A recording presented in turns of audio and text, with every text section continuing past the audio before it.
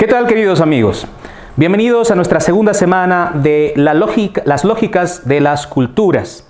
Esta segunda semana tenemos que ir hacia un poco más adentro.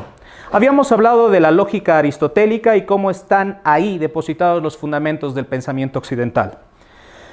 En esta ocasión tenemos que hablar de cómo la relación entre la cultura y el lenguaje después nos va llevando a procesos comprensivos de las cosmovisiones de los pueblos y finalmente cómo una cosmovisión patrocina el desarrollo de costumbres, las leyes y distintos tipos de lógicas ejercitadas por cada pueblo y nación en el mundo. Comencemos con lo primero. Recordemos que la lógica apunta hacia el lenguaje. En otras palabras, a comprender los procesos lingüísticos que nos llevan a entender la verdad de las cosas. Centrándonos en esta idea, tenemos que aterrizar en lo siguiente. El lenguaje es el vehículo de la razón. A través del lenguaje estamos nombrando al mundo. ¿Por qué una manzana se llama manzana? ¿Por qué la tierra se llama tierra? ¿Por qué el sol ha sido llamado sol? Somos herederos de una herencia lingüística. En idiomas de nuestro pueblo y de nuestro contexto, ¿por qué la tierra se llama Pacha? ¿Por qué el sol se llama Inti? ¿Por qué nuestros dioses principales recibieron el nombre de Tunupa y no el nombre de Theos en griego? ¿Por qué existen distintos tipos de lenguajes? ¿Por qué existen tantos idiomas en el mundo? Es aquí que tenemos que asentar nuestros conceptos e ideas en esta premisa. La diversidad está expresada exactamente en esa diversidad lingüística. Somos tantos pueblos como culturas, como idiomas y lenguas que se expresan en el mundo. Esto quiere decir que cada idioma está nombrando al mundo de una manera distinta. Podemos traducir un idioma a otro, pero no podemos decir lo mismo con esas palabras tan distintas. La manera en que el mundo andino entiende el concepto Pacha no es la misma idea que se materializa en el concepto tierra para el mundo, hispanohablante, ¿sí? Son dos cosas distintas, son dos cosas que se parecen, se pueden traducir como iguales, pero no son lo mismo. Por lo tanto, aquí tenemos que caer en cuenta en algo, y es que las lógicas de los pueblos se manifiestan en este proceso de construcción de pensamiento, de sentido. La verdad atraviesa esas distintas construcciones de sentido. Esto genera que cada pueblo ordene sus ideas y sus sentidos en una cosmovisión.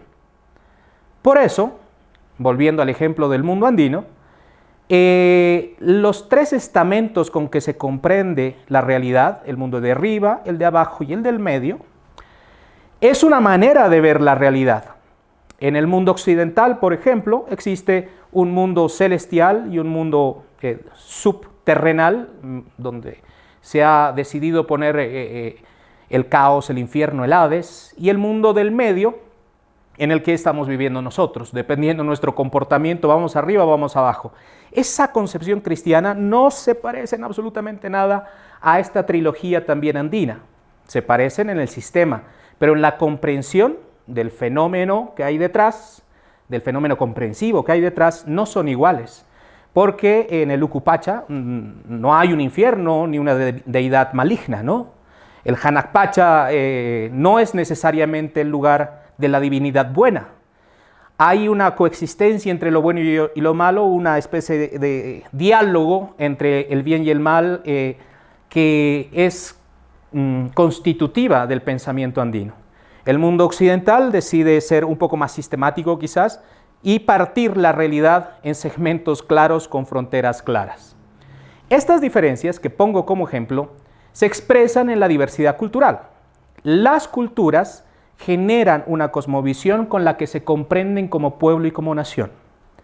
Esto después evoluciona, como dijimos al principio, una vez superados los mitos, en costumbres. En costumbres que comienzan siendo rituales. Por ejemplo, aquí en Bolivia se acostumbra a challar la tierra, ¿cierto? Sea para celebrar una casa nueva o en una fiesta de preste. Este ritual se convierte en una costumbre, es decir, es casi una ley. Si participas de una fiesta, pues challa la tierra, dale pues gratitud, ¿sí? Entonces, esta costumbre más tarde aterriza en una suerte de ley. Por ejemplo, vamos a un ejemplo que es casi universal para el mundo. Hemos llegado a un acuerdo común, a una costumbre de que no es bueno matar. ¿Por qué? Porque genera seguramente desgracia, genera división. Nos hemos dado cuenta que si alguien no nos cae y lo matamos, organizamos una situación muy incómoda para la comunidad. Entonces se acuerda de mutuo consenso no matar.